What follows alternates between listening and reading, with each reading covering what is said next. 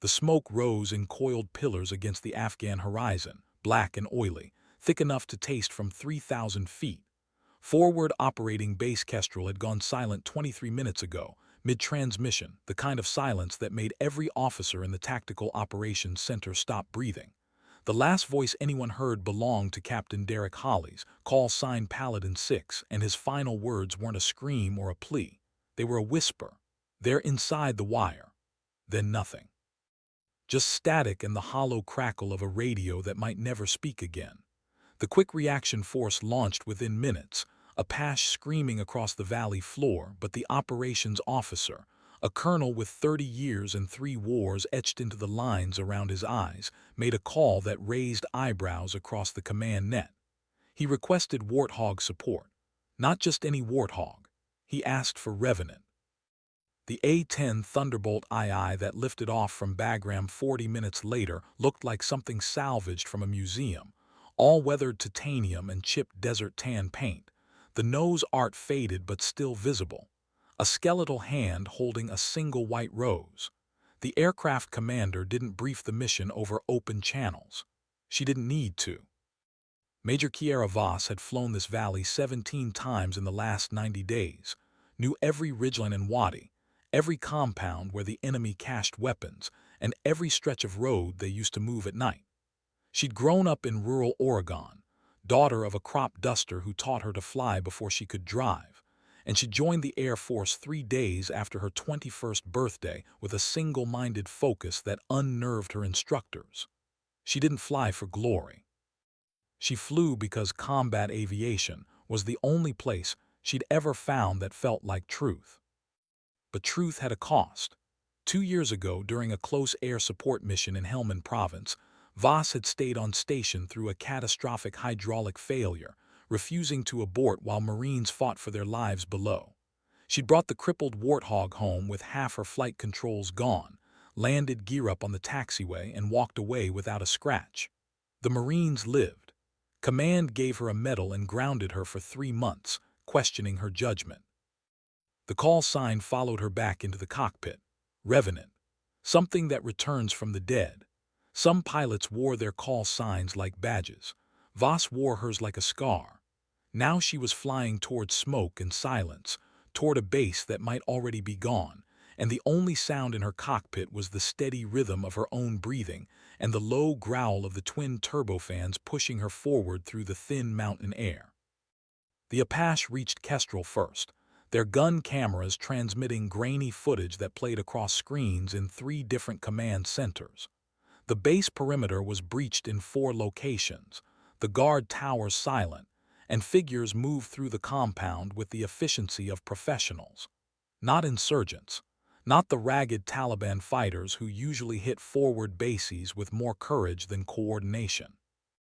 These were trained operators, probably foreign fighters, maybe Chechen or Uzbek, moving in coordinated teams with suppressed weapons and tactical discipline. The Apache lead, call sign Demon 13, requested permission to engage, but the ground commander's response was broken, desperate. Friendlies were scattered throughout the compound, mixed with hostiles, no clear lines, no safe engagement zones. The Apache circled like frustrated hawks, their cannons silent, their pilots swearing over the radio in flat, controlled voices that barely masked their rage. Voss listened to the chatter without comment, her gloved hand resting lightly on the throttle, her eyes scanning the horizon where the mountains gave way to the valley floor. She could see the smoke now, rising in multiple columns, and beneath it the geometric shapes of Kestrel's buildings, tan and gray against the dirt. Her weapons systems operator, Captain Miles Hendrick, call sign Saber, ran through the checklist in the back seat with mechanical precision. 30mm cannon armed, 1,100 rounds. Mavericks locked and ready, marking rockets loaded. The A-10 carried more ordnance than most people realized, and Voss had a reputation for using every ounce of it before she left a fight. Saber had flown with her for 8 months, long enough to trust her completely and fear her just a little. She didn't take risks. She calculated them, weighed them, accepted them when the math worked. Today the math was ugly. Revenant Bone Crusher. the JTAC's voice came through, call sign for the ground controller who was supposed to be coordinating air support. But the voice was wrong, too high, too shaky. Not the usual controller. Bone Crusher is KIA. This is his RTO. We've got approximately 30 enemy combatants inside the wire, friendlies in all buildings, no clear fire zones. We need the transmission cut off, replaced by the sharp crack of gunfire close enough to overload the microphone. When the voice came back, it was smaller. We need everything you've got. Voss keyed her radio, her voice calm and almost gentle, the tone she used when things were at their worst. Copy all. Revenant is 2 minutes out. Stay on this frequency. I need eyes. She banked the Warthog into a wide circle, bleeding off altitude, bringing the base into clearer view. From 3,000 feet she could see the breaches in the perimeter wire, the dark shapes moving between buildings, the lighter shapes that were probably Americans taking cover wherever they could. No easy shots. No miracle solutions. Just the kind of fight where people died no matter what choices you made. She'd been in these before. Building 3, northeast corner, the RTO said, his voice steadier now, responding to her calm like a drowning man grabbing a rope. 6 friendlies. Enemy pushed them into the supply depot. They're trying to burn them out. Voss studied the building through her targeting pod, a squat concrete structure with narrow windows and a corrugated metal roof.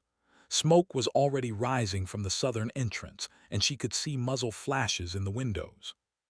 The enemy fighters had taken positions in a wide semicircle, pouring fire into the building from 3 directions. Standard assault pattern. Effective. Brutal. She ran calculations in her head. Angles, blast radius, collateral risk. The building was 70 feet from the nearest friendly position, close enough that any ordnance bigger than her cannon would put Americans at risk. So cannon it was. Saber slaved the pod to the gun, she said quietly. 30 Mike, target building 3, southern approaches. Watch for secondaries. She dropped the nose, accelerating into the attack run, and the Warthog responded like a trained animal, ugly and graceful and absolutely lethal. The GAU-8 Avenger cannon in the nose was the largest automatic cannon ever mounted on an aircraft. 7 barrels rotating at 4,000 rounds per minute, each shell the size of a beer bottle, depleted uranium core designed to punch through tank armor. Against human targets it was beyond overkill. It was annihilation. Voss lined up the shot with the kind of focus that made the rest of the world disappear, her breathing slow, her hands steady. The enemy fighters were shadows on her targeting screen, small shapes moving between cover. She squeezed the trigger. The gun fired in a sound like the sky tearing in half, a roar that shook the airframe and sent spent casings tumbling through the air behind the aircraft. Voss held the trigger for exactly 2 seconds, walking the stream of fire across the southern approach to Building 3 in a line so precise it looked drawn by a ruler. The depleted uranium rounds hit the ground in explosions of dirt and shattered stone, each impact a small crater, the line marching through the enemy positions with mathematical certainty. Bodies disappeared in clouds of dust, cover disintegrated, the semicircle collapsed. She pulled up hard, the G-forces pressing her into the seat, and banked left to give Saber a look at the damage. The targeting pod showed craters and stillness where a moment ago there had been movement. The southern approach was clear. Building 3 secure, the RTO said, and for the first time there was something like hope in his voice. They're moving to Building 6, trying to flank from the motor pool. Voss didn't answer immediately. She was already turning, already lining up the next run, her mind 3 steps ahead of the fight on the ground. The motor pool was trickier, more angles, more places for the enemy to hide and for friendlies to be caught in the backblast. She'd need to come in lower, slower, more exposed. Saber saw the approach angle before she even called it. That's going to put us in range of small arms, he said. Not an objection, just a statement of fact. Voss glanced at her altitude indicator, then at the base below, then at the smoke still rising from half a dozen locations. She thought about Captain Hollies and his whispered last words. She thought about the 6 men in Building 3 who would have burned if she'd hesitated. She thought about the math, the ugly math that said someone always paid. Yeah, she said quietly. It will. Then she pushed the throttle forward and dropped the nose toward the motor pool, and the Warthog dove like something built for exactly this kind of stupid, necessary courage. All armor and firepower, and a pilot who'd already died once and come back with nothing left to lose but time. The sky opened up beneath her, the earth rising fast, and somewhere in the chaos below 30 men with rifles started aiming at the sound of her engines. The motor pool stretched across the western edge of Kestrel like a junkyard of military hardware, blast walls and sandbags stacked between rows of Humvees and MRAPs, some operational, most stripped for parts. It was cover for days, angles and shadows, and 1,000 places to hide.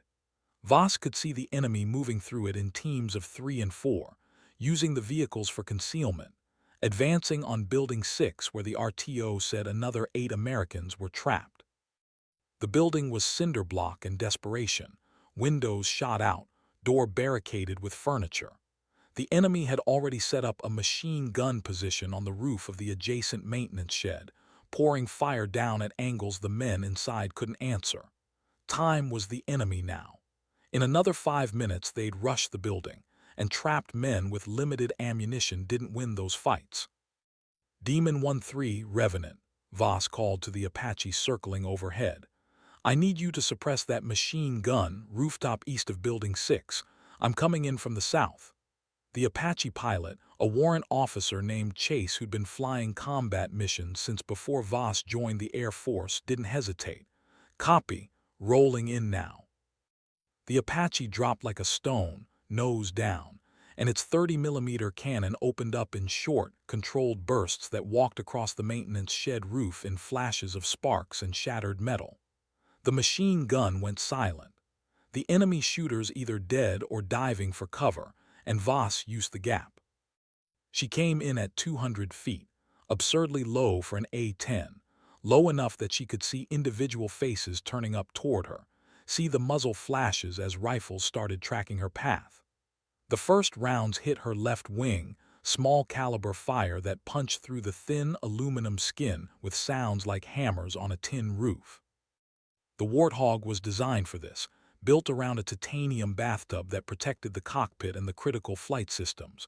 Redundant hydraulics and cables that meant losing half your aircraft didn't mean losing control. But designed for it didn't mean immune to it, and Voss felt the impacts through the stick's small vibrations that meant damage somewhere behind her. She ignored them. Saber called out targets in rapid-fire bursts. Left side, 3 dismounts. Center mass, vehicle cluster. Right side moving toward the building. Voss fired. The cannon roared again, shorter bursts this time, conserving ammunition, placing fire with surgical precision between the vehicles and the advancing enemy fighters. The depleted uranium rounds tore through engine blocks and fuel tanks, through sandbags and blast walls, through anything that stood between her gun and the men trying to kill her people. Vehicles exploded. Bodies fell. The neat tactical advance dissolved into chaos and retreat, fighters scrambling for cover that no longer existed, and Voss pulled up hard to clear the base perimeter, missiles screaming past her canopy close enough that she could see their contrails. Taking fire, manpads, Saber shouted, and Voss already felt the missile lock warning screaming in her headset, the threat receiver painting her displays red. She punched flares and chaff, kicked the rudder hard, threw the Warthog into a banking climb that should have been impossible for an aircraft this heavy and this low. The missile tracked one of the flares and detonated 200 feet behind her, a orange bloom against the sky that she saw reflected in her canopy. Close. Too close. But not close enough. She leveled out at 1,500 feet, checking her systems, scanning for damage. Oil pressure good, hydraulics responding, fuel steady. The left wing had taken hits but nothing critical. The Warthog could fly home on one wing if it had to. She'd seen it done. Building 6, enemy falling back toward the southern perimeter, the RTO reported, his voice stronger now, almost confident. We're holding. We're actually holding. Voss circled above the base, breathing slowly, letting her heart rate settle.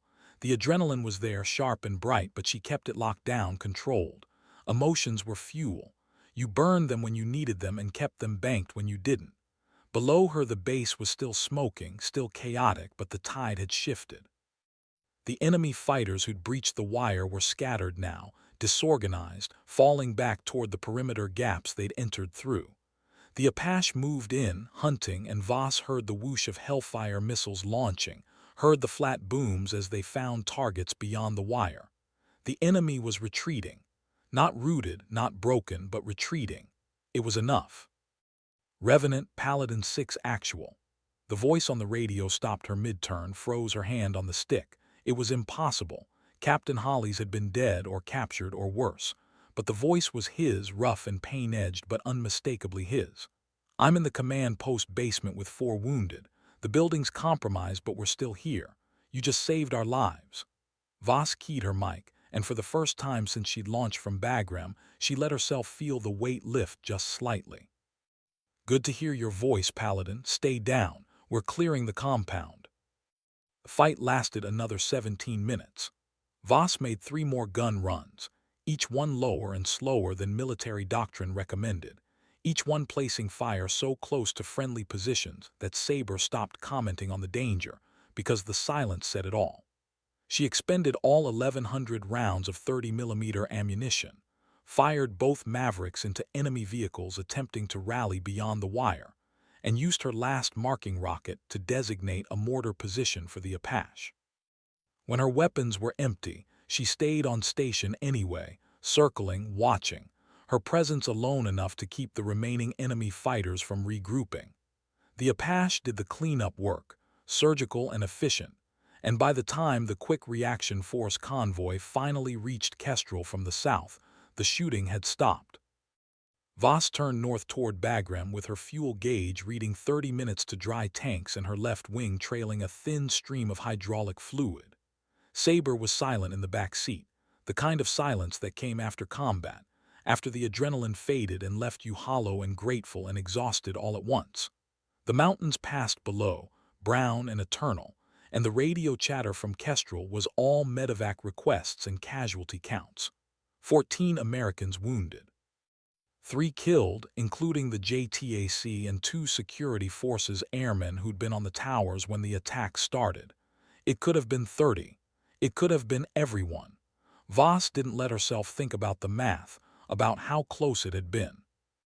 She landed at Bagram with emergency equipment standing by, fire trucks and ambulances and officers who wanted to shake her hand and tell her she'd just saved 42 lives. The maintenance crew found 27 bullet holes in her aircraft, 3 of them in places that by all rights should have brought her down. The left main hydraulic system was destroyed.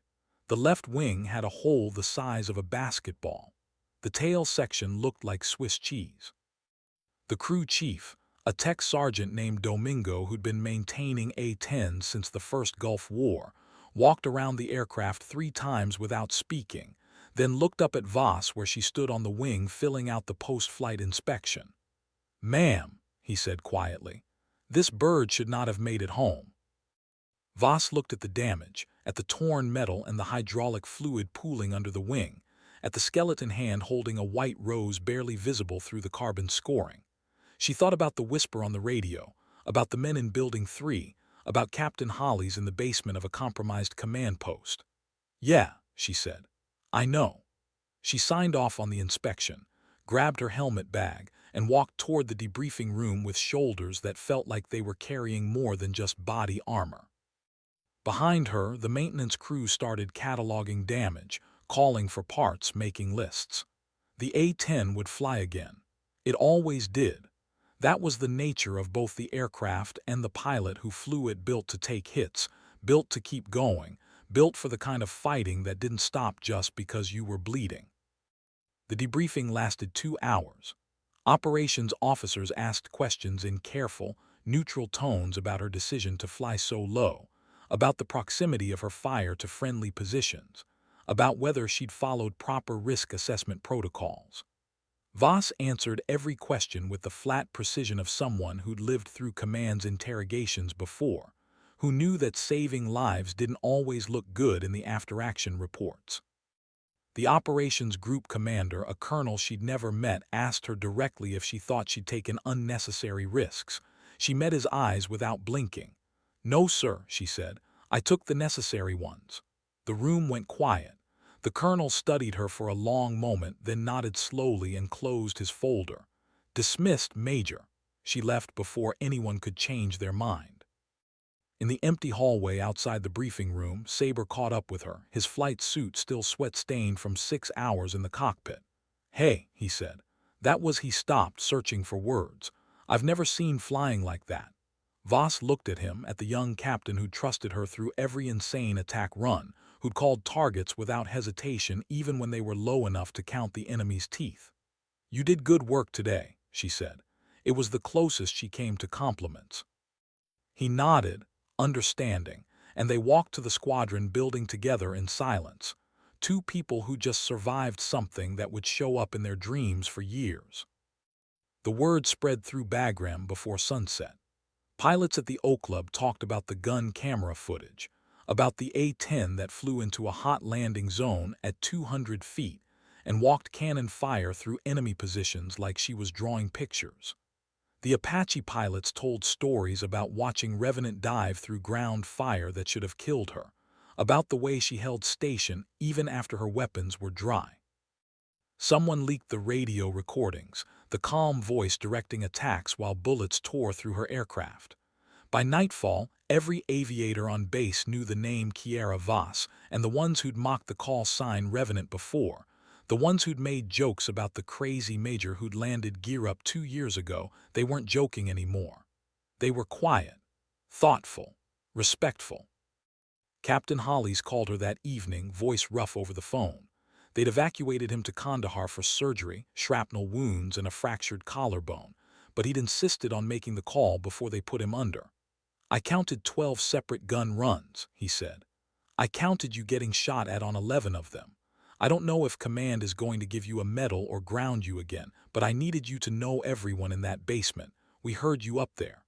We heard you coming back. You didn't leave." Voss stood in the empty hallway outside her quarters, phone pressed to her ear, and didn't know what to say to that. So she said the only thing that felt true: "I wouldn't." The next morning she walked to the flight line to check on her aircraft and found it already swarmed by maintenance crews, panels open, parts scattered across the tarmac, a controlled chaos of repair that would take days. The crew chief saw her coming and waved her over. "We're calling her Zombie 1, Domingo said, gesturing at the damaged bird. "Because she died and came back just like her pilot." He said it with a grin, but there was respect underneath, the kind that came from working on aircraft that should have fallen from the sky but somehow made it home. Voss looked at the warthog, at the torn metal being cut away and replaced, at the systems being rebuilt, and felt something settle in her chest. Legacy, maybe. Or just the knowledge that some things were tougher than they looked, and some fights were worth the cost. 3 days later, a lieutenant colonel from wing headquarters showed up at her squadron with an envelope marked confidential. Inside was a letter of reprimand for excessive risk-taking and failure to follow established engagement protocols, along with a recommendation that she undergo a fitness for duty evaluation. Voss read it twice in her commander's office while the squadron commander, a major she'd known for 6 years, watched her with the expression of someone about to apologize for something outside his control. "There's also this," he said quietly, sliding a second envelope across the desk. It was from Captain Hollies and the 41 other personnel at FOB Kestrel, hand-signed by every one of them. A letter thanking her for their lives. Voss held both letters for a moment, weighing them, then set the reprimand aside and folded the letter from Kestrel into her flight suit pocket. "When's my eval scheduled?" she asked. The commander shook his head. "I'm holding that," he said. "Wing can issue all the reprimands they want, but I'm not grounding you unless they order me to. And if they do, I'm fighting it all the way up." He leaned back in his chair, studying her. "You know what you are, Voss. You're the pilot everyone wants on station when their life is on the line, and the one everyone's terrified to have in their command. You make people uncomfortable." "I make people alive," Voss said quietly. The commander's expression shifted, something like a smile but sadder. "Yeah," he said, "you do." She left his office with the reprimand unfiled and the letter from Kestrel pressed against her ribs like armor, and went back to flying missions because that was the only thing she knew how to do that made the world make sense. The fitness eval never came. The reprimand disappeared into bureaucratic limbo. And when Fob Kestrel came under attack again 2 months later, the first call that went out across the command net was a simple request: send Revenant. The second attack on Kestrel came at dawn, a coordinated assault from 3 directions with mortars and rockets, and a level of tactical sophistication that suggested foreign training. The base had been reinforced after the first attack, more troops, better perimeter security, but the enemy had adapted, and now they hit hard enough to overwhelm the defenses before air support could scramble. Voss was airborne in 7 minutes, Sabre in the back seat, the Warthog loaded for maximum carnage and already pushing through the thin morning air toward the valley. The operations officer didn't brief her on the situation. He didn't need to.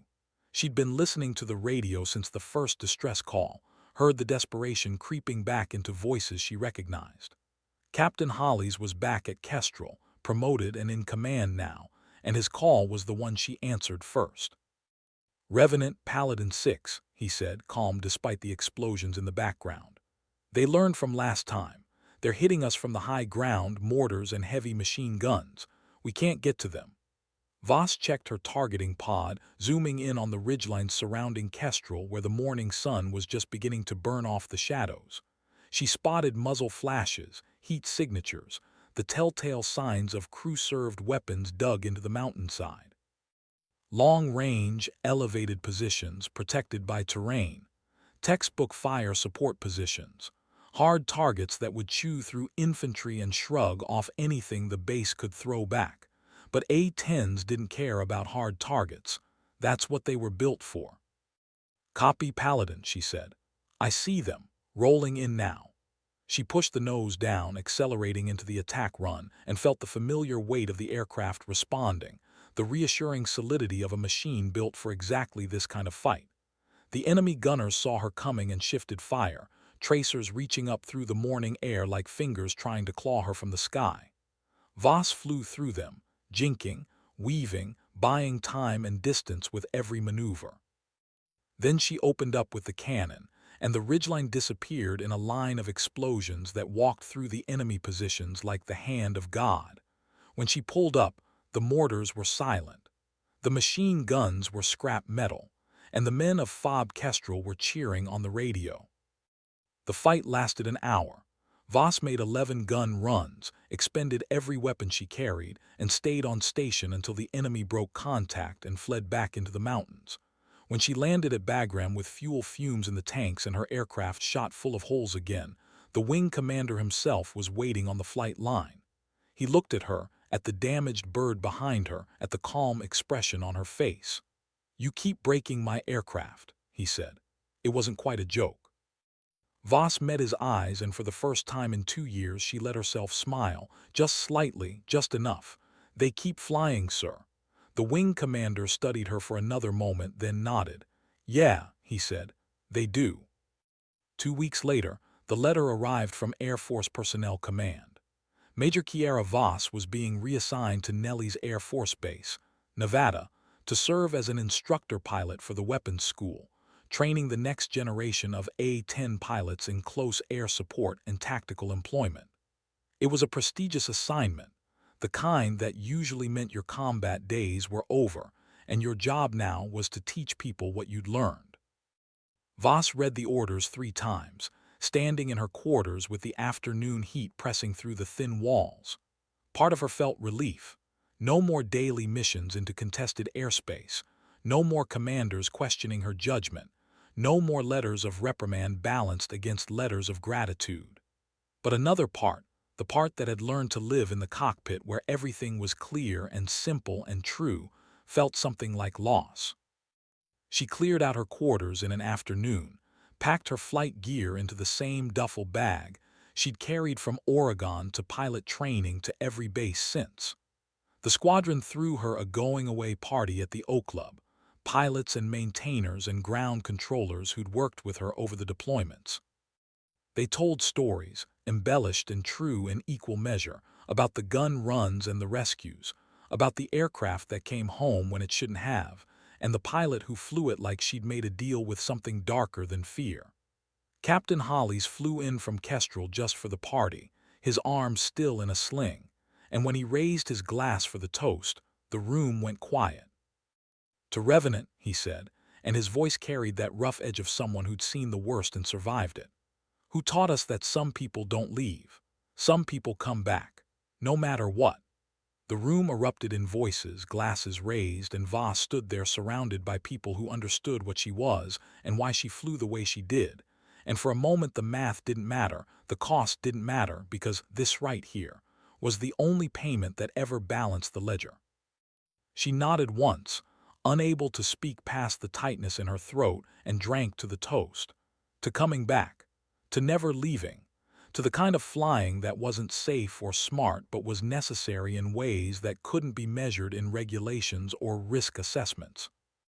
The next morning she caught a transport to Germany, then another to the States, crossing time zones and oceans until Bagram was half a world away.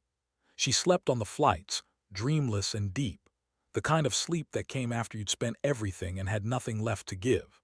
When she landed at Nellie's, the desert sun was bright and clean, nothing like the dust and smoke of Afghanistan, and the mountains in the distance were just mountains, not hiding places for people who wanted to kill you. The weapons school commander met her at the base operations building, a colonel named Reeves who'd flown F-16s in Iraq and had a reputation for brilliance and zero tolerance for mediocrity. "Major Voss," he said, shaking her hand. "I've read your file, all of it.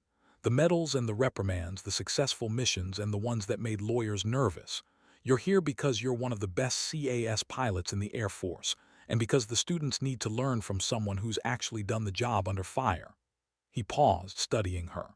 "But I need to know, can you teach? Because flying it and explaining it are different skills, and not everyone who's good at one is good at the other." Voss met his gaze, thought about the question, about the hundreds of decisions she'd made in split seconds without conscious thought, the muscle memory and instinct that kept people alive. Could she translate that into words, into lessons? She didn't know, but she nodded anyway. "I can learn, sir." The weapons school was different from anything she'd experienced. The students were already experienced pilots, captains and majors with combat deployments and thousands of flight hours, sent to Nellie's to learn how to be experts, to master the tactics and techniques that made the difference between competence and lethality. Voss's first class had 8 students, 7 men and 1 woman, all of them watching her with the carefully neutral expressions of people evaluating a legend and trying to decide if the stories were true. She stood at the front of the briefing room. No notes, no slides, just her flight suit and the call sign patch on her shoulder that said Revenant in white letters on black fabric. "Close air support is about relationships," she said, her voice quiet but carrying. "Between you and the JTAC, between you and the ground commander, between you and the people whose lives depend on you getting it right. Everything else, tactics, weapons, employment, threat management, all of that matters, but it's secondary to the relationship. Because if they don't trust you, they won't call you in when it's desperate. And desperate is when it matters most." She paused, watching their faces. "I'm going to teach you how to fly in situations where the book says don't go, where the risk assessment says abort, where every instinct tells you to pull off target. Because sometimes that's exactly where you need to be." The students exchanged glances. One of them, a captain named Tors with an Afghan deployment ribbon and a cocky smile, raised his hand. "Ma'am, with respect, that sounds like a recipe for getting shot down. How do you decide when the risk is worth it?" Voss looked at him for a long moment, and in her mind she was back over Fob Kestrel, bullets tearing through her wing, the voices on the radio begging for help. "You don't decide based on the risk to you," she said quietly. "You decide based on the cost of not trying. If your people die because you played it safe, that's not risk management. That's failure." The room was silent.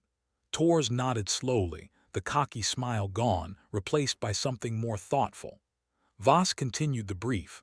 walking them through the tactical scenarios, the terrain analysis, the weapons employment considerations. But underneath it all was the central truth she'd learned in blood and hydraulic fluid, that combat aviation wasn't about the aircraft or the systems or the tactics. It was about the human beings on both ends of the radio, trusting each other with their lives, and honoring that trust with everything you had. The students listened, took notes, asked hard questions, and when she dismissed them to the flight line for the practical exercise, they walked out looking like people who just glimpsed something they hadn't understood before. The flying portion was where legends were confirmed or destroyed. Voss took each student up individually, working through scenarios based on real missions she'd flown, setting up problems that had no clean solutions and watching how they handled the pressure. Some froze. Some got aggressive and stupid, but a precious few showed the instinct she was looking for, the ability to see the geometry of the fight, to calculate costs in heartbeats, to commit when commitment was required. She was hardest on those students, pushing them further, demanding more, because they were the ones who might actually save lives someday. She was easiest on herself, because teaching meant reliving every decision she'd ever made, examining them in slow motion, questioning whether she'd been right or just lucky. One afternoon, flying with a major named Chen who'd flown B-1s before transitioning to the A-10, Voss set up a scenario identical to the second Kestrel attack. Enemy on the high ground, friendlies pinned down, limited time and bad angles. She watched Chen work the problem, setting up his attack run, calculating his approach. He did everything by the book: good altitude, safe standoff distance, textbook weapons employment. He would have been effective. Probably would have saved most of the people on the ground, but probably wasn't good enough. "Refly," Voss said over the intercom. "This time, assume you don't have time for that approach. Assume they'll be overrun in 60 seconds. Chen was quiet for a moment, then rogered up and set up again. This time he came in lower, faster, accepting more risk in exchange for speed and shock. Better. Still not enough. Voss flew the aircraft herself on the third iteration, showing him the approach she'd actually used, 200 feet and accelerating, so close to the ground that the targeting pod could read license plates. Chen's breathing quickened as she demonstrated the attack run, pulling up with minimal clearance, immediately rolling into the next attack without wasting time on altitude. When she handed control back to him, his voice was shaky. "That's insane, ma'am." "Yes," Voss said calmly. "It is. It's also what works when nothing else will. I'm not teaching you to fly like this on every mission. I'm teaching you to recognize when this is the only option and how to survive it if you choose to take it." She paused, letting the weight of that settle. "You'll know the moment when you see it, and when you do, you'll decide what kind of pilot you want to be. The one who plays it safe and lives with the consequences, or the one who goes in knowing the cost and pays it anyway." Chen didn't answer, but something changed in the way he flew the next scenario, a willingness to push closer to the edge, to trust the aircraft and his training, and the calculations that said it was possible even if it was terrifying. Weeks passed. The students progressed. Some washed out, unable to handle the pressure or the pace or the brutal honesty of Voss's instruction. Others graduated with honors, earning patches and recognition and assignments to squadrons where they'd teach what they'd learned. Voss watched them go with a mixture of pride and concern, wondering if she'd taught them well enough, if they'd remember the lessons when it mattered, if any of them would face the moment she'd described and make the choice she'd made. She'd given them the tools. The rest was up to them. Her reputation at Nellie's grew quietly. She didn't socialize much, didn't drink at the O Club or tell war stories in the ready room. But the students talked, and the stories spread, about the instructor who flew like she had a death wish and a guardian angel in equal measure, who could place 30mm fire within meters of friendly positions and never miss, who'd been shot down in spirit twice and kept coming back. Some called her the best close air support pilot in the Air Force. Others called her reckless, dangerous, a bad example. Voss didn't care about either assessment. She cared about the students who got it, who understood that combat flying wasn't about glory or statistics. It was about the people depending on you to be there when everything went wrong. Colonel Reeves called her into his office 6 months into her assignment. She'd been expecting it. You didn't fly the way she taught without eventually attracting attention from people who preferred their instruction safer and more conventional. Reeves gestured for her to sit, then slid a folder across the desk. Inside were copies of student evaluations, after-action reports from recent graduates who deployed and used her techniques in combat, letters from ground commanders praising pilots who'd been trained at Nellie's. "You're causing a problem," Reeves said, but his tone wasn't angry. If anything, he sounded amused. "Your students are too aggressive. They're taking risks that make their wing commanders nervous. They're also getting results that are better than anyone expected." Voss looked at the reports without touching them. "Are you asking me to change how I teach?" Reeves leaned back in his chair, studying her. "I'm telling you that your methods are controversial. I'm also telling you that I'm getting requests from every CAS squadron in the Air Force for graduates of your class. So no, I'm not asking you to change. I'm asking you to be careful. Because if one of your students gets shot down trying to be you, the Air Force is going to blame the instructor, not the pilot." Voss nodded slowly, understanding the warning and the trust underneath it. "I'll be careful, sir, but I won't lie to them about what combat aviation requires." "I know," Reeves said. "That's why you're still here." He closed the folder and set it aside. "There's something else. The Air Force is standing up a new unit, a rapid response CAS element that'll deploy to hotspots worldwide on short notice. They're looking for someone to command it, someone with combat experience and tactical expertise. They asked for you." Voss felt something shift in her chest, a feeling she couldn't quite name. Command meant responsibility, meant leading people into exactly the kind of fights she'd been teaching about. It meant being back in the cockpit doing the job instead of explaining it. "What did you tell them?" she asked. Reeves smiled slightly. "I told them you'd earned it, but I also told them you're more valuable here, teaching 100 pilots to do what you do instead of doing it yourself. They didn't agree.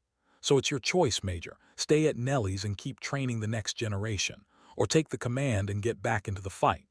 Voss stood, her mind already running calculations, weighing costs and benefits, trying to find the math that made sense. Teaching was important. Lives saved multiplied across dozens of students, hundreds of missions. But leading meant being there, being the one they called when everything went to hell, being revenant not as a memory or a legend, but as a voice on the radio saying, "I'm here, I've got you, hold on." "When do they need an answer?" she asked. Reeves checked his watch. "You've got 72 hours. After that, they'll offer it to someone else." Voss nodded, saluted, and walked out into the Nevada afternoon with a choice weighing on her like armor she couldn't take off. That evening she drove out into the desert, parked on a ridge overlooking the flight line, and watched the A-10s taking off and landing, their ugly silhouettes beautiful in the golden light. She thought about the students, about Tors and Chen, and the others who were learning to fly the way she did. She thought about Fob Kestrel and Captain Hollies, and the letter she still carried in her flight suit pocket. She thought about the skeleton hand holding a white rose, about the call sign that meant coming back from the dead, about the kind of legacy that lived in actions instead of words. She made her decision under the stars, alone in the desert with only the wind and the distant sound of jet engines for company. The next morning she walked into Colonel Reeves's office and gave him her answer. "I'll take the command, sir." Reeves nodded like he'd expected it, like he'd known from the moment he offered the choice that there was only one answer she could give. "You're going to be great at it," he said, "and you're going to terrify every officer above you who has to approve your missions." Voss allowed herself a small smile. "Yes, sir, I expect so." She left Nellie's 3 weeks later, after finishing the current class and ensuring the next instructor was briefed on her methods. The students gave her a plaque with the warthog silhouette and a simple inscription: "She taught us to come back." Voss hung it in her new office at the Rapid Response Unit headquarters and never looked at it directly, because some things were too heavy to face head-on. The new unit was designated the 47th Expeditionary Air Support Squadron, and it consisted of 12 A-10 Thunderbolt IIs, 24 pilots, a full maintenance contingent, and enough tactical flexibility to deploy anywhere in the world within 72 hours. They were based at Moody Air Force Base in Georgia, close enough to major logistics hubs to move quickly, far enough from politics to operate without excessive oversight. Voss's official title was commander, but what she really was the person responsible for every decision, every mission, every life on the line. It was the job she'd been training for without knowing it, and it scared her more than flying through ground fire ever had. Her first briefing with the squadron was short. "We're not a normal unit," she said, standing at the front of the hangar with 24 pilots watching her. "We don't have the luxury of time or perfect intelligence or safe approaches. When we get called, it's because someone else failed, someone else couldn't get there, someone else said it was impossible. Our job is to prove them wrong." She paused, looking at each face, seeing the mix of confidence and uncertainty that came with being handpicked for something this specialized. "I'm going to ask things of you that will seem insane. I'm going to put you in positions where the book says don't go. And I'm going to expect you to trust me, trust your training, and trust each other. Because that's how we keep people alive." One pilot raised his hand, Captain Lisa Okafor, Nigerian immigrant former fighter pilot who transitioned to CAS work after seeing what it meant to troops on the ground. "Ma'am, what happens when we don't all make it back?" The question hung in the air, the one nobody wanted to ask but everyone needed answered. Voss looked at Okafor, at the steady eyes and the hard honesty in the question, and gave the only answer she had. "Then we make sure they didn't die for nothing. We finish the mission, we bring everyone else home, and we remember every flight, every decision, every cost." The silence that followed wasn't comfortable, but it was honest, and in a unit built for impossible missions, honesty was the only foundation that wouldn't crack. The 47th deployed for the first time 3 months later, called to a situation in East Africa where a multinational peacekeeping force had been ambushed and cut off from resupply. The details were vague, the intelligence incomplete, but the request was clear: get them out or keep them alive until ground reinforcements could reach them. Voss launched with 8 aircraft, flying through the night across thousands of miles of ocean and desert, refueling in midair, pushing the aircraft and the pilots to their limits before the fight even started.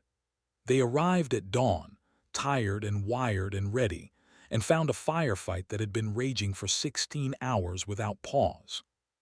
The peacekeepers were dug into a small compound surrounded by hostile forces, outnumbered 5-1, running low on ammunition and water. The enemy had mortars and machine guns, and the kind of tactical patience that came from knowing time was on their side. Voss assessed the situation in silence, watching the thermal imagery, mapping the enemy positions, calculating approaches. There were no easy answers, no clean solutions. Just the kind of fight that required everything she'd learned and everything she'd taught and hoped it was enough.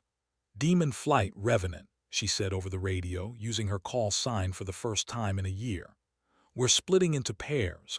I want continuous coverage, guns hot, tight patterns. They don't sleep. They don't rest. They don't get one moment of calm. We're going to be the nightmare that makes them leave." For the next 7 hours, the A-10s of the 47th worked the compound in overlapping shifts, 2 aircraft always on station, 2 refueling, 2 en route. Voss flew 3 separate missions herself, each one pushing deeper into the enemy positions, placing fire with the precision of a surgeon and the violence of a sledgehammer. The enemy tried to adapt, moved their positions, brought up anti-aircraft weapons. The A-10s adapted faster. By sunset, the enemy had withdrawn, broken not by casualties, but by the relentless pressure of aircraft that wouldn't leave, pilots who kept coming back no matter how much fire they took. The peacekeepers were extracted by helicopter under the cover of the 47th's guns. 0 casualties. Mission success. The kind of operation that didn't make headlines but saved 40 lives. Back at Moody, the squadron celebrated quietly. No wild party, no excessive drinking, just the shared acknowledgement of people who'd done something hard and done it well. Voss stood outside the hangar watching the sun set over the Georgia pine trees, and Captain Ackefer came to stand beside her. "That's what you meant," Ackefer said quietly, "about making them leave." Voss nodded, not trusting herself to speak past the exhaustion and the relief. "Yeah," she finally said. "That's what I meant." They stood together in the fading light, two pilots who'd just proven that some missions weren't about destroying the enemy. They were about being present, about refusing to quit, about coming back until the job was done. The skeleton hand holding the white rose, the spirit that wouldn't stay dead. Revenant. The deployments continued. Syria, Yemen, Somalia, the Philippines. Wherever the world burned hot enough to need aircraft that could operate in chaos, the 47th went. They lost aircraft to ground fire, to mechanical failure, to the thousand small disasters that happen when you pushed machines and people to their limits. But they didn't lose pilots. Somehow, against odds that should have killed someone, they didn't lose pilots. Command started calling it luck. Voss knew better. It wasn't luck. It was training, discipline, and pilots who'd learned to trust each other enough to take risks they'd never take alone. It was the legacy of a woman who died in a crippled warthog 2 years ago and come back with nothing to lose and everything to prove. 3 years into command, Voss got promoted to lieutenant colonel and received orders to the Pentagon, to a staff job analyzing close air support doctrine and advising senior leadership on tactical aviation. It was the kind of assignment that ended flying careers, the kind of job where you influence policy instead of missions. She read the orders 3 times, standing in her office with the plaque on the wall and the weight of 3 years of impossible missions pressing on her shoulders. Part of her wanted to fight it, to refuse, to stay with the squadron until they forced her out. But another part, the part that had learned hard lessons about when to hold and when to let go, understood that this was how it worked. You did your time in the cockpit, you taught what you learned, you led when they asked, and then you moved on so someone else could carry the weight. She handed command to Captain Ackefer, now Major Ackefer, in a ceremony attended by the entire squadron and half the wing staff. Ackefer wore the same steady expression she'd had 3 years ago, asking about losses, and when Voss passed her the guidance she said quietly, "Don't let them forget what this unit is." Ackefer gripped the flagstaff, met her eyes and nodded once. "I won't." Voss walked away from the ceremony feeling lighter and heavier at once, free of the immediate responsibility, but aware that pieces of her would always be in the cockpit, in the targeting pod's view of the battlefield, in the voices on the radio asking for help. The Pentagon was everything she'd feared: meetings and memos and PowerPoint presentations that tried to reduce combat flying to bullet points and metrics. But she found ways to make it matter, reviewing after-action reports, identifying gaps in training and equipment, advocating for changes that would save lives even if the pilots who benefited never knew her name. She worked 16-hour days and refused social invitations, and earned a reputation as the lieutenant colonel who actually understood combat operations because she'd done them, not just studied them. Senior officers learned not to bullshit her about what was feasible in combat, and junior officers learned that she'd listen to them if they had real experience and something worth saying. 4 years into the Pentagon assignment, a brigadier general she barely knew called her into his office and closed the door. "Colonel Voss," he said, and his tone was different from the usual Pentagon formality. "I have a question that needs an honest answer. If I gave you a squadron of A-10s and sent you somewhere that mattered, could you still do it? Could you still fly the way you used to?" Voss studied him, trying to understand the question beneath the question. "Sir, I haven't flown combat missions in 4 years. My proficiency is," the general waved that off. "I'm not asking about check rides or proficiency. I'm asking if you still have it. The instinct, the willingness, the thing that made you revenant." Voss was quiet for a long moment, and then she said the only truth she knew. "Yes, sir, I do." The mission briefing came 3 days later, classified above top secret, need to know only. A hostage situation in an unnamed country, high-value targets held by a terrorist cell that had survived every attempt to locate or eliminate it. Ground rescue was impossible. Drone strikes were too risky with hostages present. What they needed was precision close air support from someone who could operate in the worst possible conditions without collateral damage. They needed someone who'd done impossible things before and could do them again. They needed Revenant. Voss listened to the brief without expression, absorbing the details, the terrain, the intelligence gaps, the political constraints, the tactical requirements. Then she looked at the general and asked the only question that mattered. When do I leave? She flew to the staging base alone. No squadron, no wingman, just her and an A-10 that had been pulled from storage and restored specifically for this mission.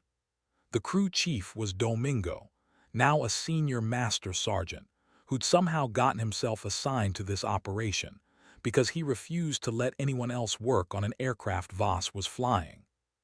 He walked her through the pre-flight with the same careful attention he'd shown at Bagram a decade ago, and when they were done he looked at her with something like concern. "Ma'am, they're asking you to do this alone. No backup, no second chances." He paused, searching for words. "That's not how it's supposed to work." Voss pulled on her helmet, checked her straps, and met his eyes. "It never was, Domingo. We just got good at pretending." The flight in was 7 hours across hostile airspace, flying nap of the earth through mountain valleys, using terrain and darkness to hide from radar. Voss flew with the calm focus of someone who'd done this so many times that fear had become background noise, present but ignorable. The compound appeared on her targeting pod exactly where intelligence said it would be, a cluster of buildings in a valley surrounded by peaks. The hostages were in the central structure. The terrorists were scattered through the others. The margin for error was zero. One wrong burst and someone innocent died. One missed target and the terrorists executed the hostages. It was the kind of mission where perfect wasn't good enough. You needed flawless. Voss orbited the compound for 30 minutes, studying movement patterns, identifying threats, mapping the geometry of the attack. Then she called the ground team, a single special forces operator hidden on a ridge 2 miles away, the only friendly within 100 miles. "Dagger, Revenant, I'm ready. On your mark." The operator's voice came back steady. "Revenant, Dagger, you've got 5 minutes before they move the hostages. Whatever you're going to do, do it now." Voss keyed her mic once in acknowledgement, then rolled inverted and dove toward the compound, accelerating through the darkness, her finger on the trigger and her mind 3 steps ahead of the aircraft. This was it. Everything she'd trained for, learned, taught, survived. All of it distilled into the next 5 minutes. She thought about the skeleton hand holding the white rose, about coming back, about the price of necessary things. Then she stopped thinking and just flew. The cannon roared. The world exploded in fire and precision violence. Buildings collapsed. Threats disappeared. Hostages emerged from smoke and chaos, guided by the Special Forces operator who rushed in while Voss provided cover. She made 4 gun runs in 3 minutes, threading fire between structures with centimeter accuracy, trusting her training and her instincts and the aircraft that had never failed her. When the hostages were clear, when the operator called mission complete, Voss turned north toward the extraction point and left the compound burning behind her. Perfect execution. 0 casualties. Mission success. The kind of operation that would be classified for 50 years but would live in whispered stories among pilots who understood what it meant. She landed at the staging base with empty guns and a fuel gauge reading fumes. Domingo met her on the flight line, took one look at the aircraft and started laughing, the kind of laughter that came from relief and disbelief in equal measure. "Not one hit," he said, walking around the warthog. "You flew into a terrorist compound alone at night and came back without a scratch. Ma'am, you're either the best pilot I've ever known or the luckiest." Voss climbed down from the cockpit, her legs shaky from 7 hours in the seat and the adrenaline finally fatting. "Both," she said quietly, "always both." She walked away from the aircraft feeling the weight lift, the final proof that she still had it, that Revenant wasn't just a call sign or a story. It was who she was, all the way down. The Pentagon promoted her to colonel 6 months later and gave her a staff job so senior that she'd never fly combat missions again. Voss accepted it with grace and quiet resignation, understanding that careers had arcs and hers was entering the final phase where you led from behind desks instead of from cockpits. She spent 5 more years in Washington, shaping policy, mentoring junior officers, advocating for the A-10 program when budget analysts wanted to retire the fleet. She testified before Congress, briefed generals, and wrote doctrine that would guide close air support operations for the next generation. It was important work, meaningful work, but it wasn't flying. She retired at 26 years of service, a colonel with decorations that filled 3 rows on her dress uniform and stories that would never be fully told. The retirement ceremony was small, attended by a few dozen people who'd flown with her or been saved by her or learned from her over the years. Captain Hollies came, now a lieutenant colonel commanding his own battalion. Major Acaffer came, now leading the 47th through its second decade of operations. Tech Sergeant Domingo came, retired himself but unwilling to miss seeing Voss off. They gave speeches about legacy and service, and the example she'd set. Voss listened with the expression of someone uncomfortable with praise, grateful when it ended, and she could just shake hands and accept the quiet thanks of people who understood what she'd given. That evening she drove to the nearest Air Force base and stood at the fence watching A-10s take off into the sunset, their ugly silhouettes beautiful in ways only a pilot could understand. She thought about the 18-year-old crop duster's daughter from Oregon who joined the Air Force to find truth, about the captain who'd refused to abort a mission and been grounded for saving lives, about the major they called Revenant who came back from the dead and kept coming back until it became legend, about the colonel who'd led squadrons and shaped policy and finished her career doing the impossible one last time.